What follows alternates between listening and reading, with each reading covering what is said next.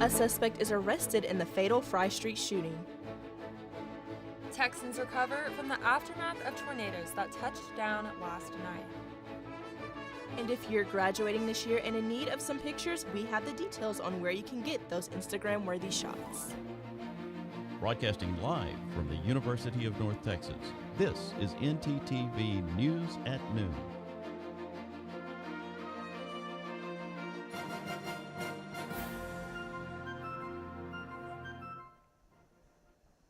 Thanks for joining us on ntTV News at Noon. I'm Madison Myers. And I'm Sydney Deshawn. An update on the devastating shooting that occurred at Fry Street in the early hours Saturday morning, in which a 24-year-old man was shot and killed. Monday at around 3 a.m., Denton police arrested a 17-year-old in connection to the murder. No details have been released on the circumstances of the shooting so far. In a press release following the arrest, Denton PD thanked those who assisted the department in finding the suspect and saying, "We would like to extend thanks to all the witnesses and anonymous callers who provided our detectives with crucial information." The suspect's bail has been set at $1 million. The National Weather Service confirmed a reported tornado near Jacksboro, Texas, late Monday afternoon around 3:50 p.m. The town's high school and elementary schools suffered noticeable damage as the high school gym roof was either blown off or caved in. Jack County Emergency Management Coordinator Frank Hefner said that the tornado was rain-wrapped and that debris fields spanned 2 miles wide. According to Fire Chief Jason Jennings, there have been 4 people rescued with only minor injuries. No deaths have been reported. A Jacksboro superintendent said the damage is the most catastrophic damage he has seen in his 30 years of working in the district. Texas Governor Greg Abbott had this to say about the damage. We know that you have faced a devastating storm. Candidly, you may even label it storms, with multiple tornadoes ripping through Williamson County alone. We know there are many people whose lives have been completely disrupted and people who've lost their homes.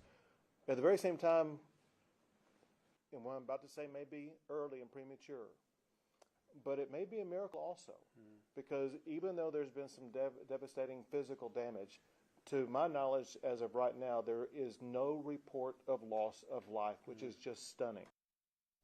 You know, Maddie, I was honestly so scared last night because Denton was under a tornado watch as well. I really did not know what to expect. Me too, Sydney. The sirens were going off for quite a while, but I bet our weather anchor Victor Villagran can tell us more. Victor? That's right, y'all. Those sirens were going off last night. I will say that luckily Denton didn't get hit by any tornadoes. Now, we did have high wind speeds of like 60 miles per hour, as well as heavy rainfall, but other than that, no severe damage was caused. Now, going into future weather, we'll see today our weather is currently at a 50 degrees, little bit cloudy. It's feeling like 43 at 22 miles per hour wind speed, so it's pretty windy. Now, going into tonight, we'll see it's gonna be relatively the same, still windy, 52 degrees, 46 it feels like at a 20 miles per hour wind speed. But if you think that rainfall was there last night, and it was, it's not gonna happen again. Tomorrow it's gonna be a lot sunnier, a lot brighter, 57 degrees, feeling like 53 at 19 miles per hour wind speed. Sunny or not, that rainfall was real last night, and counties are still recovering from that damage. I have more for weather later in the newscast. Back to y'all at the desk. Thanks, Victor. At the Business Roundtable quarterly meeting in Washington, President Biden urged American business owners to strengthen their cybersecurity amid fear of Russian cyber attacks. Biden announced that White House intelligence believes Russia may soon target American businesses and virtual infrastructures in retaliation of the United States support for Ukraine. The White House recommended businesses prepare for the possibility of a cyber attack by changing passwords, backing up data, and educating employees on cybersecurity. President Biden also issued words of encouragement, speaking on the strength of NATO and the American people. Now Putin's back against the wall. He wasn't anticipating the extent or strength of our unity. And the more his back is against the wall, the greater the severity of the tactics he may employ. Today marks day 2 of the 4-day confirmation hearing for Supreme Court nominee Ketanji Brown Jackson. During the hearing, Jackson faces questioning from members of the Senate to determine her stance on current issues and how she will handle them if awarded the seat. During yesterday's hearing, Jackson vowed to be independent and stay neutral in making decisions on controversial cases such as crime and child abuse.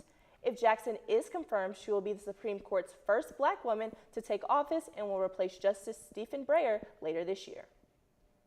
Coming up, if you take blood pressure medicine, you may be affected by this recall. And if you're in search of a new shop that doesn't burn through your pockets, we have the details after the break. Stay with us. Imagine it's ice cream day at the office. And everyone from the day before voted for their favorite flavor. Everyone but you. You decided not to vote. The flavor they picked isn't the one that you wanted. But can you really complain? Shh! Now imagine that with an elected official. Choose not to vote, choose not to be heard. Get registered today. Oh, hey, didn't see you there. Let's get started. This is a motor vehicle. This is the blinker mechanism. To use it,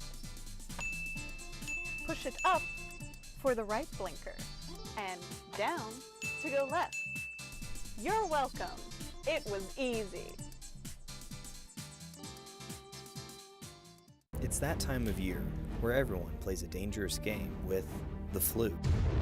Going in uneducated, you run the risk of symptoms like cough, migraine, and fatigue. Don't be like this guy.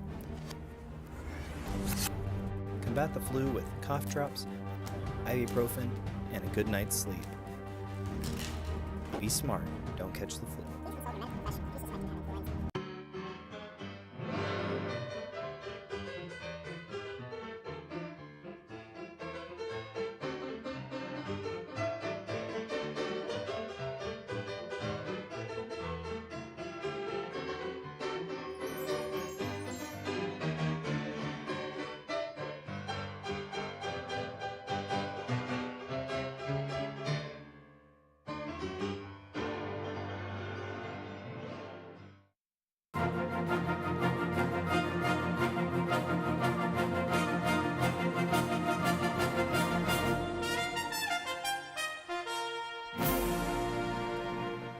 On Monday, Pfizer announced it's recalling its blood pressure drug Accuredic. The pharmaceutical company says this is due to too much of a particular impurity called nitrosamines. This is commonly found in water and food such as cured and grilled meats, dairy, and vegetables.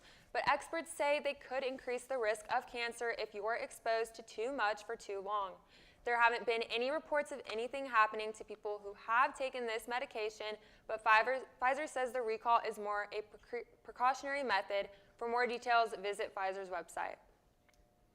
With COVID-19 cases continuing to rise in Europe, health officials expect increases in the U.S. too. Experts say that now is the time to prepare. CNN's Mandy Gaither has more. In the UK, new COVID-19 cases are climbing once again, driven largely by the Omicron BA.2 subvariant. And top health officials say what happens there tends to play out here in the U.S. about 2 to 3 weeks later. We better pay close attention to what's going on there. Dr. Anthony Fauci says the U.S. will likely see an uptick in cases, but not a surge, as BA.2 is more contagious than the original Omicron variant. But right now, Fauci says it doesn't seem to be the cause of the UK's rise in hospitalizations.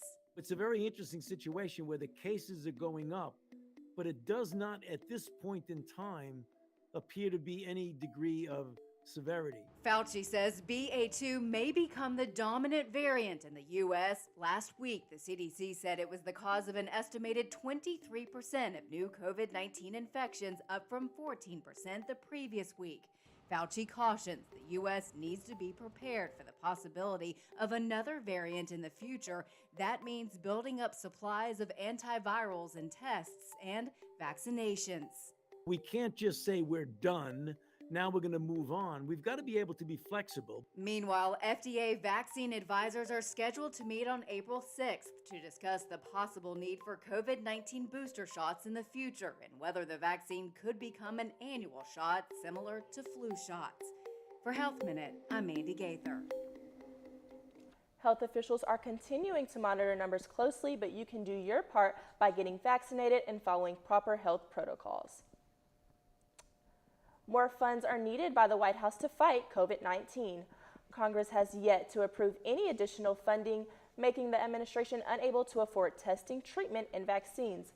Officials say that there is only enough money to vaccinate children under 5 years old. Everything else is currently out of the budget.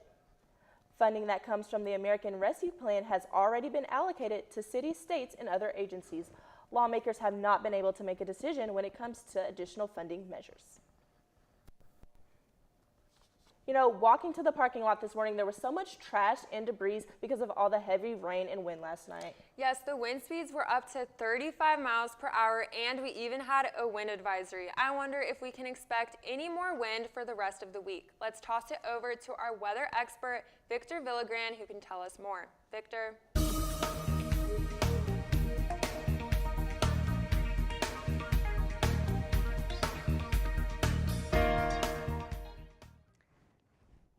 Thanks, y'all. That's right. It's going to get a little windier, but I'll talk about that a little bit later. Right now, looking across our local map, we're going to see that across North Texas, temperatures are going to be at higher 40 degrees, lower 50. Like Denton here, 50 degrees. Then we're going to see McKinney over at 51. Paris is going to be at 55 degrees. And just around those temperatures, that's where we're going to be staying at. Zooming out into our full state map of Texas, we're going to see that temperatures aren't going to be so similar. For example, Amarillo is going to be at 39 degrees, but then Houston down here is going to be at 66 degrees. It's considerably warmer to what we're seeing up there. El Paso is also going to be over here at 49 degrees, and our temperatures are just going to be all around the place across the state. Now, going into our 7-day, we're going to see that although today's is going to be windy at 54 degrees, we're going to see Wednesday, tomorrow, it's going to be mostly sunny at a high of 64, low of 36. Then Thursday, Friday, Saturday, we're going to see complete sunshines, complete smiles, highs of 68 and then 78 and 77. But then going back into Sunday and Monday, we're going to start seeing clouds again, but the temperature is only going to keep rising at a high of 87 on Sunday with a low of 59 and a high of 88 with a low of 60 on Monday. So that's all I have for weather. As you can see, we're going to get more sun as the month continues. Back to y'all at the desk. Thanks, Victor. I think it's a good time to do some shopping. I am looking forward to finding something, maybe at a small business. Me too, Sydney. Didn't On a Dime's Carmen Collins has the latest on a unique shop that's close to campus. Carmen?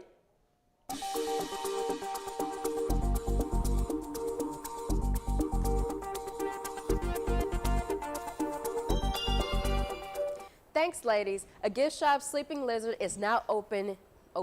The business known for crafty merchandise and earthy items. ntTV's Talia Munson and I had a chance to stop by shop to take a look. I also wanted to get rid of like a ton of merchandise that I had. So we found this little shop that was subletting a room in the store. It was like $100 a month. First opened in 1992 by best friends Beth and Roxanne, the Sleeping Lizard emphasizes the many great qualities that Denton has to offer, embodying authentic art. We used to be where the Juicy Pig is right now, and we totally outgrew that place. And I mean, if you think this is crowded, you should have seen that place. And so I was like, okay, we're either at a place where we need to get a bigger place, or we need to, I'm not doing this anymore because it was so stressful, you know. And I was driving to the square, probably to go to the bank, and there was a little handwritten note on this building that said for sale by owner. So I called the lady and I bought the building. The merchandise they sell are cost-friendly and are great quality. The owner's passion brought interest to many locals and college students around the city of Denton, Texas. There were more local people that supported us, and they were people with jobs and, that had kids and a little bit older age bracket. I think it's with the advent of TikTok and Google Maps that we have college people in here all the time now. But we were cracking up about it because we were like, okay, 28 years later, we finally get the crowd that we thought we were going to. If you are interested, the store is open on weekdays from 10 a.m. to 6 p.m. They also open during the day on Sundays from 11 a.m. to 6 p.m. That's all I have for Din on a Dime. Back to Maddie and Sydney.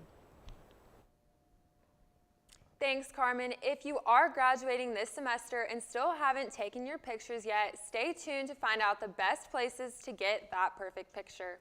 And how you can help save a closing UNT program. More after the break.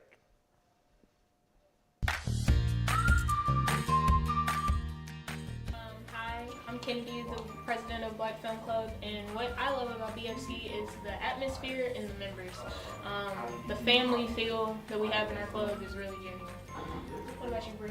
My name is Bree. I'm the vice president of Black Film Club, and what I love about Black Film Club is there is a small but close, little family. I feel like a lot of times when you go to a PWI, it's hard to find a Black community that share the same interests in you. So I'm very blessed and grateful to have, found my family. What I would say I like about Black Film Club is obviously the environment that it sets for everybody. I love the officers. I've been rocking with basically all of them since day one, since freshman year. We all came in here at the same time, all got involved with Black Film Club at the same time. So it's been a nice community to grow with, and then seeing new members come, seeing them get interested, seeing how they like Black film, teaching them what we can teach them before we leave, and giving them the mantle to take over. It's a blessing.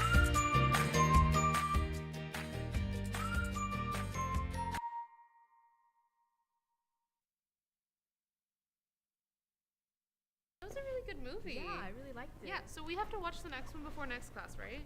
We do? I think so, but it's not on Netflix and it's not on Hulu, so... Man, I don't want to pay for that. So what do we do? You think there's a place we could go to get the movie? I'm not sure, maybe?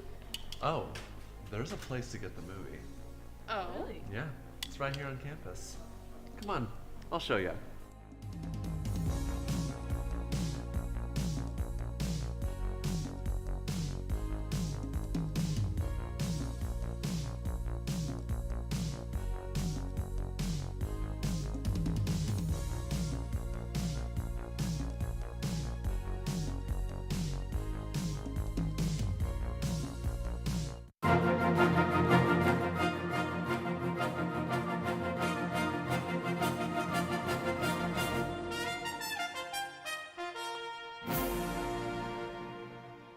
Graduation is right around the corner, and if you're in need of some fun location to take pictures, ntTV's Nathan Mayer went around Denton to find the coolest spots. Check it out. Seniors, there are a few things left to do before the sun sets on your final chapter at UNT. One of the most important things to do is capture your time spent here. Senior pictures are a great way to do that, and some of the best places at UNT and around the city of Denton are there. You just have to find them.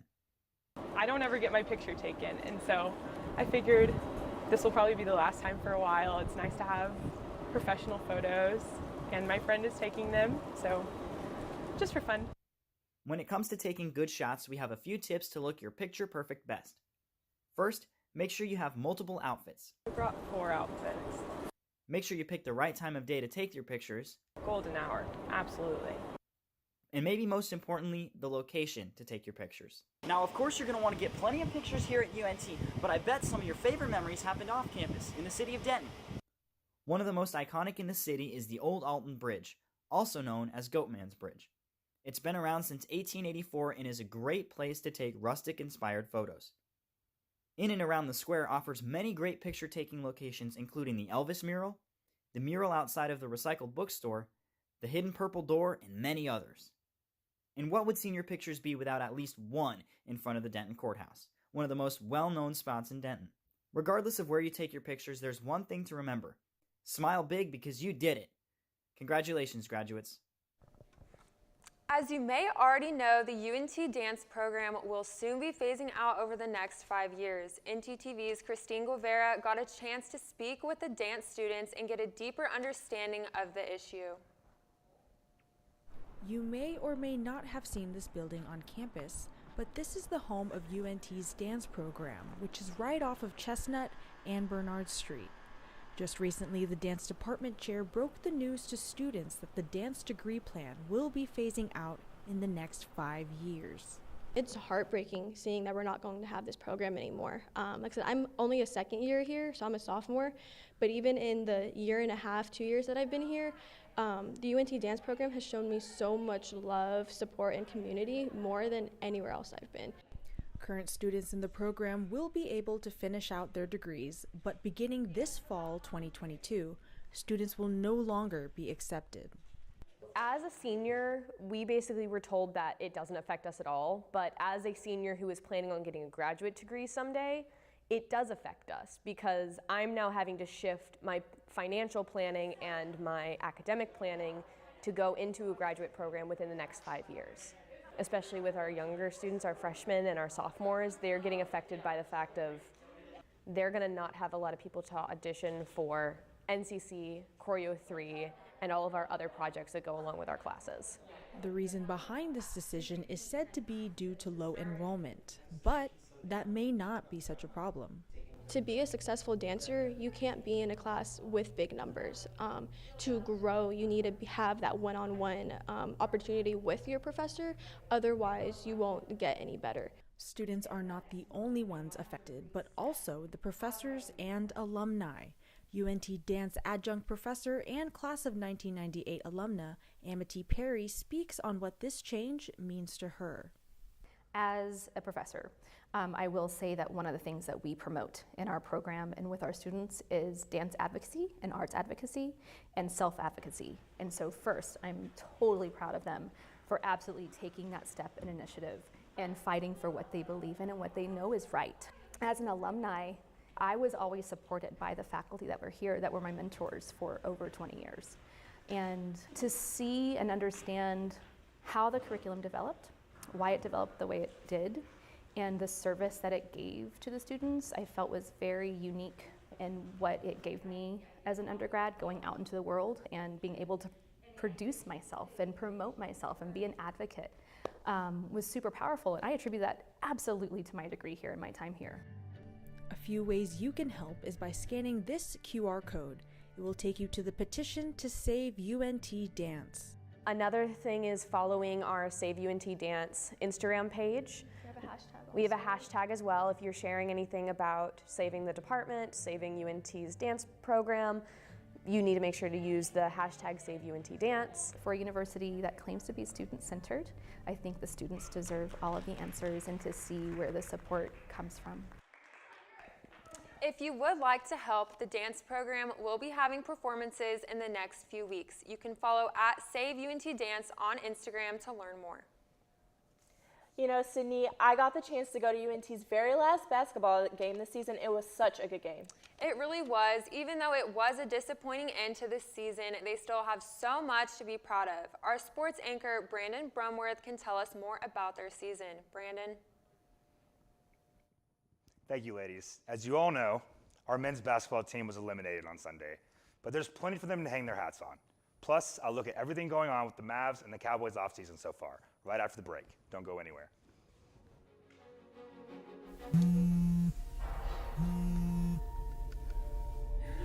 Oh, sorry.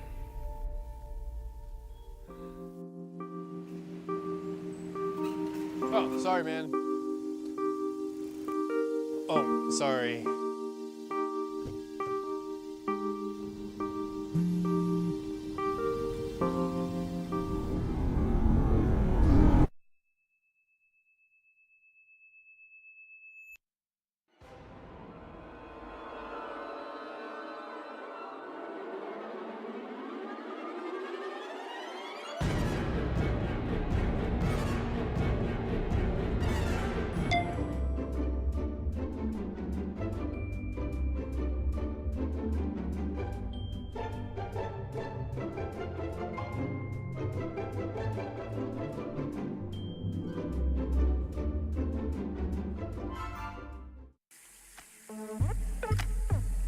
Hey, listen to my flow to save some H2O.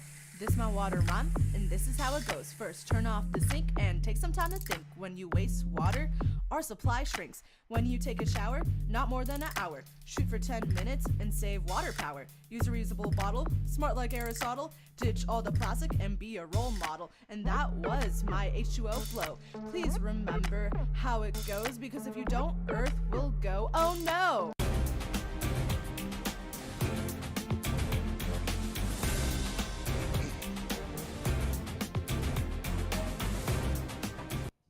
This past Sunday, our men's Mean Green basketball team season was cut short in heartbreaking fashion.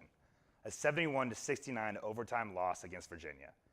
All good things must come to an end. Cliche, I know, but the Cavaliers from Virginia ended a good, dare I say great season, and won for the record books for UNT. In the end, there's no consolation prize, no game 2, and in true college basketball postseason form, the season is over with no chance of redemption. This year, that is. But the boys can still hold their head high at what they accomplished this year. 25 wins marks the best in program history, and their 16 league wins were also a school record.